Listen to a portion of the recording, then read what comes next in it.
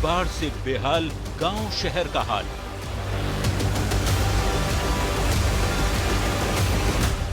डूबे गांव शहर, घर स्कूल पानी पानी।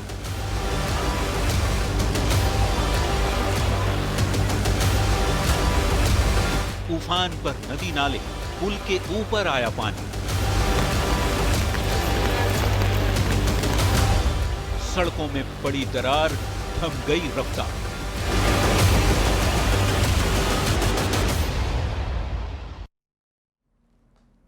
नमस्कार, आप देख रहे हैं न्यूज़ 18 बिहार झारखंड और मैं हूं आपके साथ लक्ष्मी। देखिए, पूरे झारखंड में एक बार फिर से बारिश ने तबाही मचानी शुरू कर दी है। बात अगर रांची की करें तो यहां पर कई इलाके में लोगों की मुश्किलें बढ़ गई है। डोरंडा इलाके में बारिश की वजह से वहां पर कुम्हार टोला और मणि टोला का संपर्क टूट गया है। पानी बढ़ने के बाद पुल के ऊपर से पानी बह रहा है, जिसकी वजह से पुल के दोनों तरफ बड़ी संख्या में लोग फंस गए हैं। स्कूल को भी यहाँ पर बंद करना पड़ गया है। तस्वीरें आप ये देख सकते हैं, जहाँ जहाँ देखेंगे आप पानी ही पानी आपको दिखाई देगा। लगातार बारिश होने की वजह से परेशानी लोगों की यहाँ पर ज़्यादा बढ़ गई है। आफत आसमानी है, पर परेशानी काफ़ी ज़्यादा बढ़ी हुई है। डोरंडा में पुल के ऊपर से पानी बह रहा है। कुमार टोला और मणि टोला का संपर्क भी टूट गया है और इतनी ज़्यादा बारिश होने की वजह से जगह जगह जल जमाव होने की वजह से स्कूलों को भी बंद कर दिया गया है। अब स्कूलों को बंद करने की वजह से बच्चों की पढ़ाई पर भी इसका असर हो रहा है। राजधानी रांची में जारी बारिश का कहर देखने को मिल रहा है। खासतौर से इस वक्त हम कुम्हारटोली और मणि टोला के बीच ये भूसुर नदी का हाल दिखाने की कोशिश कर रहे हैं। ये भूसुर पुल है जो कि पूरी तरह से उसके ऊपर से पानी बह रहा है, जिस वजह से मणि टोला और कुम्हारटोली का संपर्क जो है वो टूट गया है। लोग एक तरफ ही फंसे हुए हैं और लोग जो है वो काफी परेशान है। बारिश की वजह से जो परेशानी लोग झेल रहे हैं, हम जानने की कोशिश करते हैं कि किस तरह से ये परेशानी है और क्या हुआ। आप रात से घर भी नहीं पहुंचे हैं। पुल में इतना पानी भर गया है तो कैसे जाएंगे जी। इसीलिए नहीं जा पा रहे हैं घर।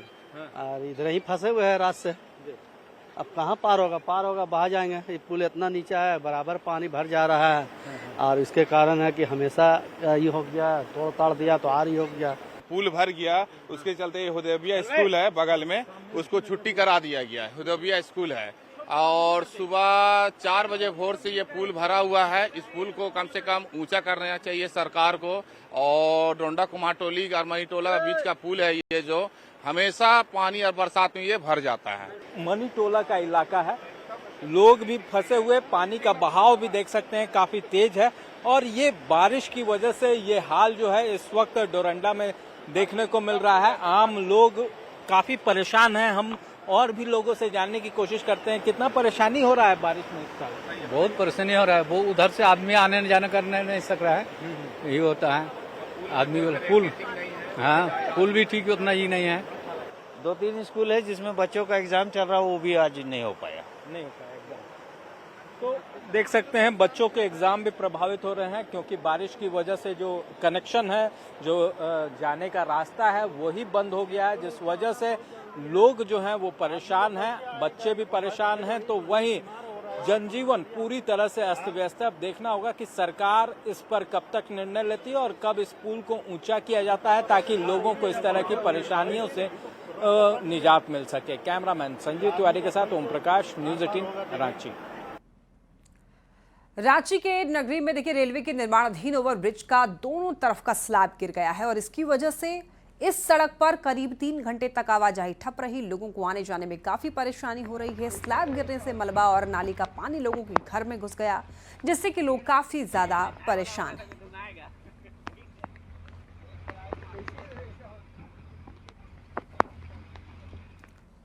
बारिश से तबाही और परेशानी के बीच एक बेहद ही खूबसूरत तस्वीर आपको दिखाते हैं। ये तस्वीर चाईबासा की है, जहां लगातार बारिश ने एक बार फिर बंदगांव के टेबो घाटी में स्थित हिरणी फॉल की खूबसूरती बढ़ा दी है।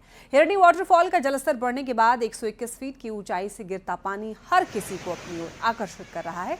चाईबासा रांची नेशनल हाईवे से गुजरने वाले हर लोग इस तस्वीर को कैद कर लेना चाहते हैं। हालांकि प्रशासन ने सावधानी के तौर पर लाल फीता लगाकर लोगों के वाटरफॉल तक जाने पर रोक लगा दिया है।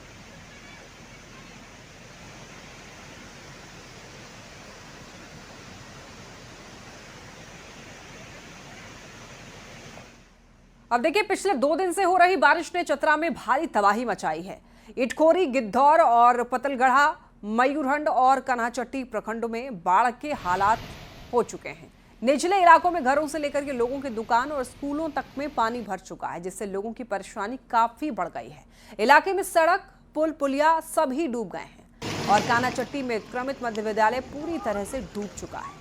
बताया जा रहा है कि इलाके में इतनी तेजी से पानी घुसा है कि लोग अपने घरों का सामान भी नहीं बचा पाए। आनन फानन में किसी तरीके से भागकर लोगों ने जान बचाई है। परेशान लोग प्रशासन से मदद की गुहार लगा रहे हैं। लोटार डैम है वो ब्लॉक के जस्ट सामने ही है, उसमें पूरा पानी भर चुका है। वो डैम के चलते पूरा ब्लॉक में भी पानी घुस गया है। और वहीं गिद्धौर के हेड टोला में जो रामसागर तालाब है, वहीं पे कस्तूरबा विद्यालय है, तो वो जो रामसागर तालाब है वो इतना लबालब भर चुका है, उसके वजह से कस्तूरबा में भी पानी घुस गया है। बाढ़ का पानी में सारा सामान, चावल, दाल, आटा, कुछ बर्तन भी बह गया और किचन का पूरा बर्तन और बिछौना वगैरह सब टोटल पानी और तब 5 फीट पानी हो गया। उसके बाद सब लड़कन बच्चन को निकाल दिए बाहर, हमने ऊपर चला गया। जो हम निकाल पाए थोड़ा बहुत कपड़ा लत्ता ऊपर रखे, बाकी बात सब एकदम पानी पूरा बह गया। इस घर से लोग को निकाल लिया गया है, लेकिन स्थिति तो बुरा ही है। लोग बहुत ज़्यादा घर में पानी घुसा हुआ है और लोगों को थोड़ा सतर्क रहने की ज़रूरत है।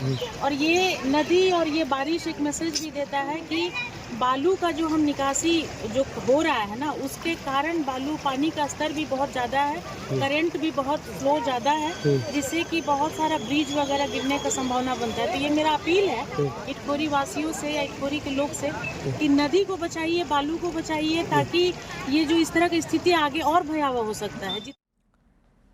सरायकेला में भी तेज बारिश ने कहर बरपाया है। राजनगर थाना क्षेत्र में भारी बारिश की वजह से डाडू गांव में कच्चा मकान की दीवार गिर गई, जिसमें 10 लोग दब गए, जिसकी वजह से 2 लोगों की मौत हो गई, जबकि 7 की हालत गंभीर बताई जा रही है। सभी को अस्पताल में भर्ती कराया गया है।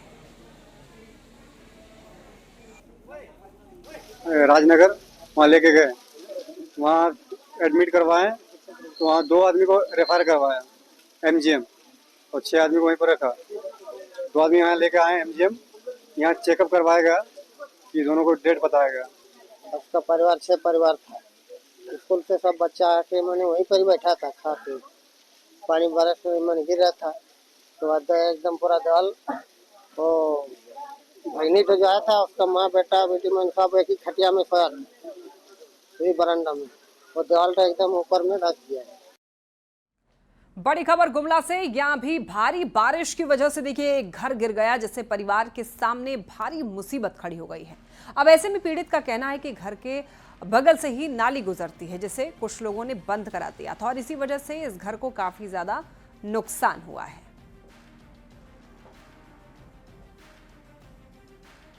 बात अब चाईबासा की करते हैं। चाईबासा में भी भारी बारिश की वजह से मनोहरपुर में घर धंस गया और इस हादसे में घर के लोग बाल बच गए हैं। वहीं इलाके में पानी भरने की वजह से नदी नाले उफान पर हैं और स्कूली बच्चों को काफी परेशानी हो रही है। क्या बजे गिरा कोलू? आ जा रहे हो स्कूल? नदी पार कर गया, डर लगा कि नहीं? डर लगा थोड़ा थोड़ा, लेकिन स्कूल जाने का कारण पार हुए।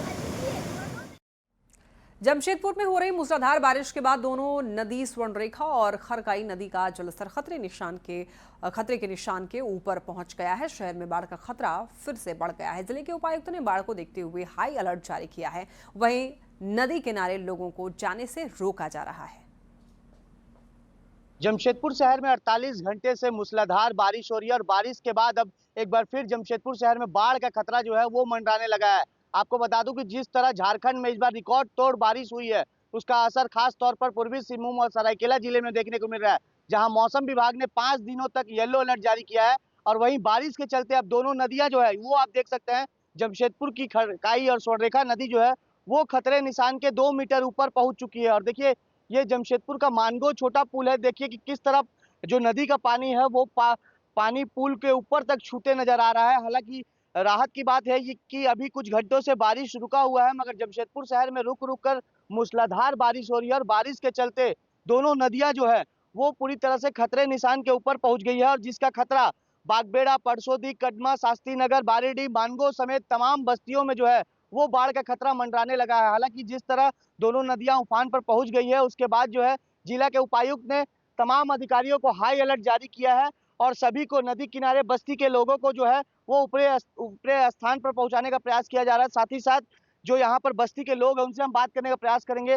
चाचा, कितनी परेशानी हो रही है पानी बढ़ा है तो? बहुत परेशानी हो रही। क्या कुछ हुआ आप लोग तब? हाँ, घर उठ तो गया, कुछ डूब गया। और जानवर लोग को? जानवर लोगों का भी बहुत दिक्कत हो रहा है। वो लोग भी तो पानी में ही था, बहुत मुश्किल से ऊपर उठाया, ऊपर पहुंचा दिया। तो आपने सुना कि तमाम बस्तियों में पानी घुसना शुरू हो चुका है और देखिए किस तरह दोनों नदी जो है वो एक बार दिखाने का प्रयास करूंगा कि दोनों नदी एक बार फिर से जो है डेंजर लेवल के ऊपर पहुंच गई है और ये इस साल का चौथी बार जो है ये दोनों नदियां जो है अपने डेंजर लेवल के ऊपर पहुंच गई है। जमशेदपुर में रिकॉर्ड तोड़ बारिश हो रही है और इसी का जो असर है वो नदियों में देखने को मिल रहा है। बस्ती इलाकों में जो है नदी किनारे बस्तियों को अब नगर निगम की ओर से खाली कराया जा रहा है। माइकिंग के जरिए लोगों को नदी जाने से रोका जा रहा है और जिस तरह पानी लगातार बढ़ता जा रहा है और मूसलाधार बारिश हो रही है तो एक बार फिर से जमशेदपुर शहर में बाढ़ का खतरा जो है वो एक बार बरकरार है। वहीं दूसरी तरफ मौसम विभाग की माने तो अभी 5 दिनों तक येलो अलर्ट जारी किया गया है। इसी तरह मूसलाधार बारिश होगी और बारिश से कहीं ना कहीं एक बार फिर जमशेदपुर शहर जो है वो बाढ़ की चपेट में आ सकता है। न्यूज़ 18 के लिए जमशेदपुर से आशीष कुमार तिवारी। सिमडेगा में भी बारिश की वजह से जनजीवन देखिए अस्त व्यस्त हो गया है। सड़क, पुल, पुलिया सभी लबालब भर गए हैं। जहां तक नजर जाती है हर तरफ पानी ही पानी नजर आता है। निचले इलाके में पानी भरने के बाद लोगों के घरों में पानी घुसने का खतरा बढ़ गया है।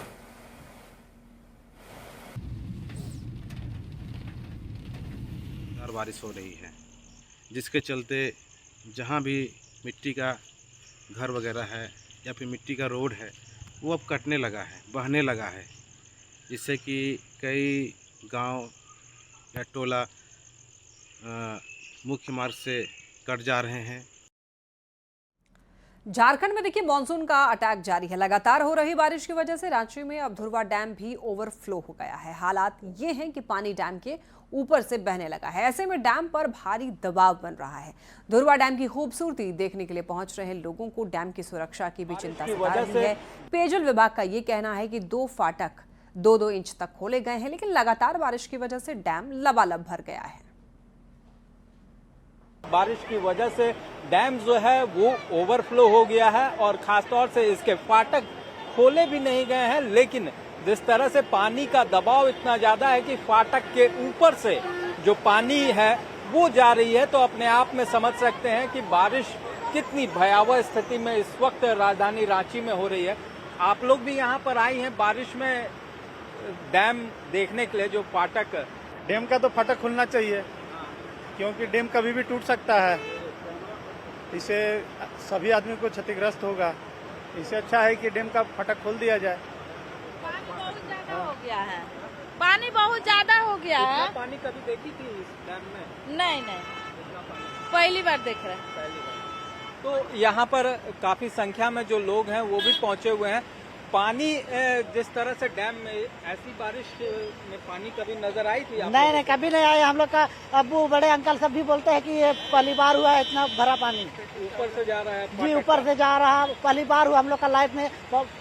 जब से बना तब से ऐसा पानी नहीं भरा था इसमें। जिस तरह से यहाँ पर जो पानी का फ्लो है और जिस तरह से डैम के फाटक के ऊपर से जो पानी है वो जा रहा है, वो कहीं ना कहीं खतरे की घंटी है। और इस वक्त यहाँ का जो नज़ारा है उसे अपने कैमरे में भी कैद करने के लिए लोग जरूर पहुंचे हैं, लेकिन वहीं पर फाटक न खुलने से लोगों की चिंता भी है कि कहीं डैम जो है वो टूट न जाए या फिर डैम को किसी तरह का नुकसान न हो। डैम के फाटक नहीं खुला, लेकिन ऊपर टूटने वाला है सर, कब खुलेगा और उसे क्या बताएं हम लोग। हाँ, कभी इस तरह का पानी देखे थे? नहीं देखे थे कभी जिंदगी में, पहली मरतबा। मैं तो ऐसा कीजिए। तो यहाँ पर देख सकते हैं लोगों का भी कहना है पहली बार वो इतना जो पानी है वो देख रहे हैं डैम में, और डैम का फाटक नहीं खुलना वो चिंता का विषय है। अब देखना होगा कि प्रशासन और खासतौर से जो डैम प्रबंधन है वो किस तरह से निर्णय लेता है और डैम का फाटक कब तक खोला जाता है। कैमरामैन संजीव तिवारी के साथ ओम प्रकाश, न्यूज़ 18 रांची।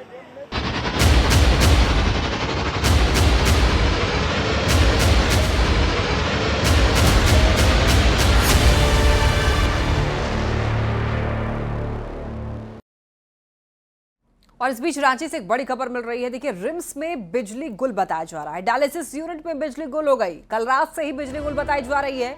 लंबे समय तक बिजली गुल है। मरीज और स्टाफ जो है वो परेशान बताए जा रहे हैं। पीआरओ ने कहा है कि ठीक किया जा रहा है।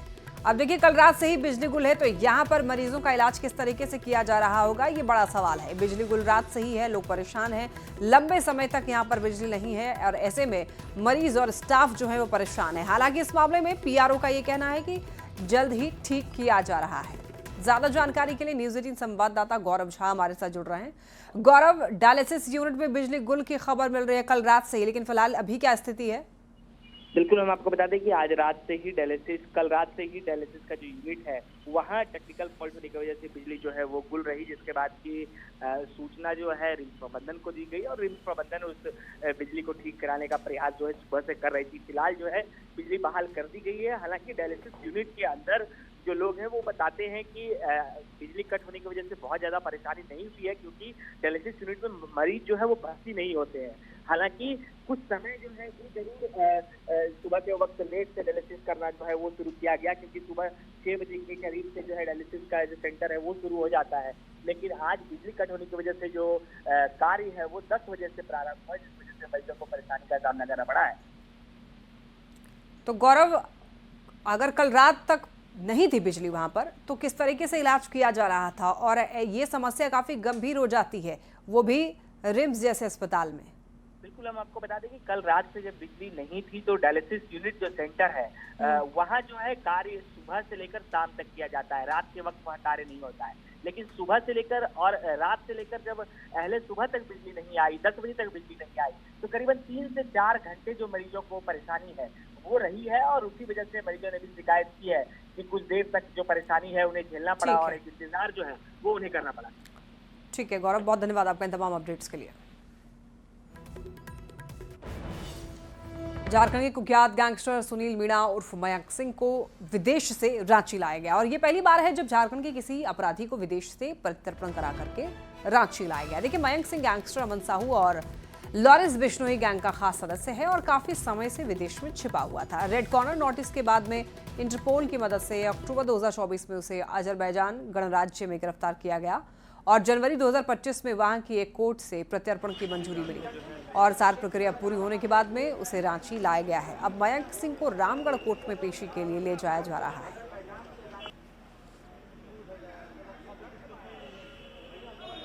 तो ये देखिए, एक्सक्लूसिव तस्वीरें आप देख पा रहे हैं। आज ही उसे अजरबैजान से लाया गया है और काफ़ी लंबा प्रोसेस के बाद रांची लाया गया है और एक बहुत बड़ी उपलब्धि इसे माना जा रहा है पुलिस की। झारखंड का कुख्यात है ये और ऐसे में झारखंड में करीब करीब 50 केस दर्ज हैं मयंक सिंह के खिलाफ। रांची एयरपोर्ट पर भारी सुरक्षा व्यवस्था थी जब मयंक को लाया जा रहा था।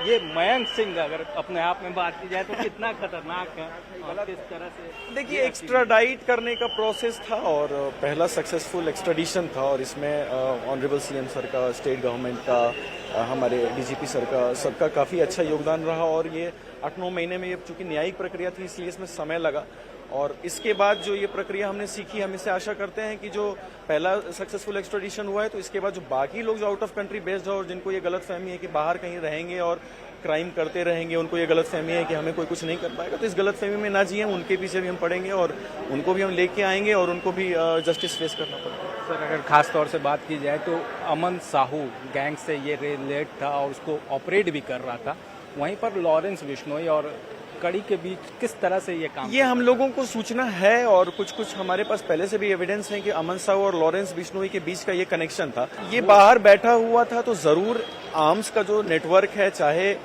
क्रॉस बॉर्डर भी जो पाकिस्तान से भी कुछ आर्म्स के जो सप्लाई के हमारे पास खबर है उस पर भी हम काम करेंगे और जो फाइनेंशियल जो इतने बड़े अमाउंट में जो एक्सटॉर्शन जनरेट होता था अमन साहू गैंग के लिए या लॉरेंस बिश्नोई गैंग के लिए, ये पैसा कहाँ जाता था, किसके पास जाता था, कैसे इसका हवाला होता था या किस प्रकार से ये पैसे का ट्रांजैक्शन होता था, उस पर भी काफी अहम जानकारी हम लोगों को मिलेगी। मतलब इससे काफी कुछ निकल, बिल्कुल निकलेगा हम लोगों को काफी।